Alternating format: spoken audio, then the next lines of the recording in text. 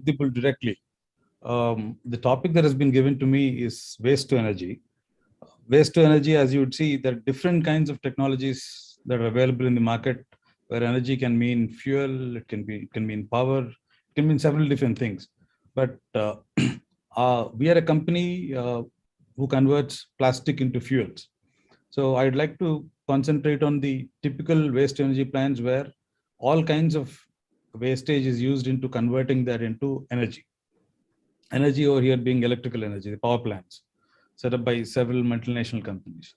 But the one thing that gets swept under the carpet, which is ignored, is everything is basically incinerated or combusted, basically burnt, to realize the calorific value and then the consequent energy. But the resultant emission, one way or the other, is still being let out into the environment, and it goes against the basic principles of, or the ideology of having zero impact on the environment, which doesn't happen in this case, in most energy producing plants from waste. So carbon dioxide emissions are seemingly inevitable, but we seek to do it a little differently. When I seek to concentrate on just plastic over here, just as Singhal Saab was saying, just as coal can't be wished away so soon, neither can plastic, because every field possibly has some kind of a usage of plastic, and with no material yet found to be a considerable and good alternative for plastic, I think we'll have to understand and agree that addressing plastic waste will be a necessity and an eventuality, at least until such time that somebody comes up with an alternative to plastic. But plastic has to be understood for its inherent energy content and the difference between plastic and other kinds of dry waste.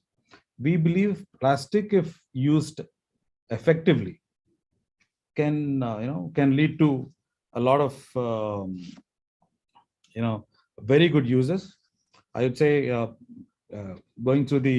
hearing through the conversations now, the energy balancing will be the key. And if plastic can be used right, I think the appropriate usage of plastic can mean a net energy positive process, and possibly a very little impact process on the environment.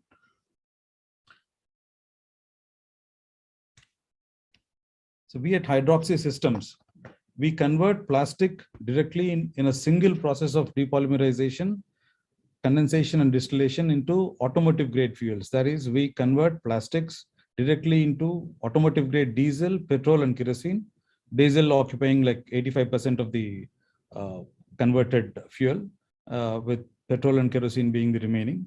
Our fuel is already being used in the public domain also.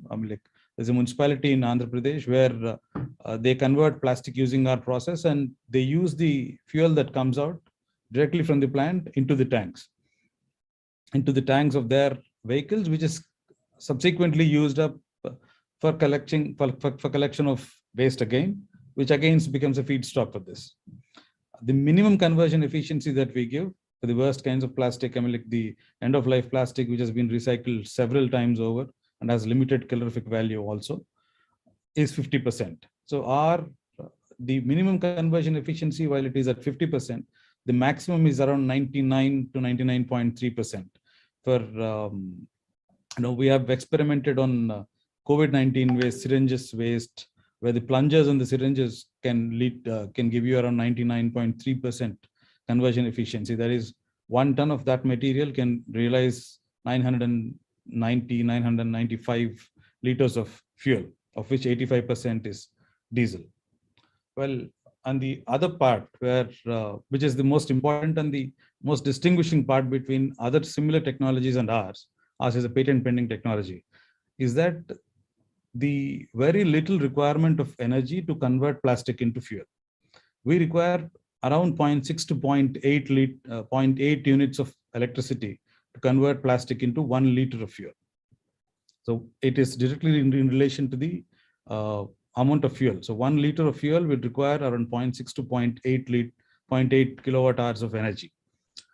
Whereas the output liquid, the diesel, can produce anywhere between 2 to 3.5 units of electricity and different generations of generators. So our process is a net energy positive process. It is also, a process where there is no waste that comes out of it. Almost the entire mass of the uh, input product is accounted for on the outside, where you know we use up the, other than the fuel, what we do get out of that process is carbon, activated carbon. As is with most pyrolysis plants also, we can take in different kinds of plastic at the same time. They need not be segregated, they can be soiled. But what we do realize, without the use of a catalyst, because we don't use any catalyst in our process, the resultant material is pure carbon with the possibly whatever contaminants that come through it. But when we do send in clean plastic, then the resultant is activated carbon, which can further be used for different kinds. One of those things that we have, because ours is a research oriented company, one of those things is converting that carbon waste into graphene. I mean, like, at least in terms of realizing the electrical properties of that material. And we've had some initial successes, and it's still a work in progress nevertheless. And I would like to put together a few things where waste energy plants typically produce around 500, 600 units per ton of waste, per ton of all kinds of waste, which is a realization of around 50%. Whereas we can generate, as I said, between 500 to 950 liters of diesel per ton of plastic waste. So we advocate taking plastic out of the waste that goes into waste to energy plants, because plastic can give you a much higher value output. With the kind of prices that are going on across the world, even for energy, for heating, for just the internal combustion engines usage, I think the alternative of getting a higher value fuel can lead to a lot of further benefits down the line, where electricity can be produced using that for localized consumption, and several of those kinds of things. But again, the question comes as to why should plastic also results in fuel, which again burns and produces carbon dioxide. Yes, true, it does. But then you have to have a solution for the plastic that is the biggest possible menace around the world for the environment at this point. But the consequent logic is that the net carbon footprint of producing fuel from plastic waste is far lesser than what typically happens if you're importing crude from across almost half the way across the world. Then, for drilling, for shipping from there, transportation to the refineries, the energy requirement in the refining itself, and then subsequent moving it to subsequent regional locations, then to the pumps, and then to the tank. So from the well to the tank, the normal calculation in terms of all kinds of energy put together to get a liter of diesel or petrol into an internal combustion engine would be somewhere around 4 to 5 kilowatt hours of electrical energy, if all the other kinds of energy are converted into electrical energy. So the carbon footprint for using hydroxy systems, patented system, is that from waste that comes in through a municipality or a township or from the industry directly into this plant, and our plants require not more than 1,500, 2,000 square feet of space for handling 1 ton of waste a day. And these plants, they have zero emissions, not even sound pollution. It doesn't have any moving parts. The maintenance is very, very little, and the life of the plant is, we would say around 15 to 20 years. And the entire process of conversion of waste into energy of some form through the fuel can be completed in a very little space, and then can be consumed at the same place or in a very nearby place. Consequently, the net energy requirement would be anywhere around 1 kilowatt hour of electrical energy, all kinds of energy that is used up, converted into electrical energy. So, well, coming over to just the power sector, our fuels can be used as the backup for coal-fired boilers. It can be light diesel oil, fuel oil that comes out of normal pyrolysis plants. But what we can give you is HSD quality diesel. Of course, we can produce the same light diesel oil, and the price at which we produce is a very interesting, can be a very interesting aspect for the power industry. A liter of fuel, whether it is HSD or LDO, can be produced at under 20 rupees. At under 20 rupees a liter, vis-a-vis what is being today consumed at around, purchased at around 55, 60 for LDO, and almost 100 at 100 for the diesel. It can be used in dozers, the equipment that's required to put in coal.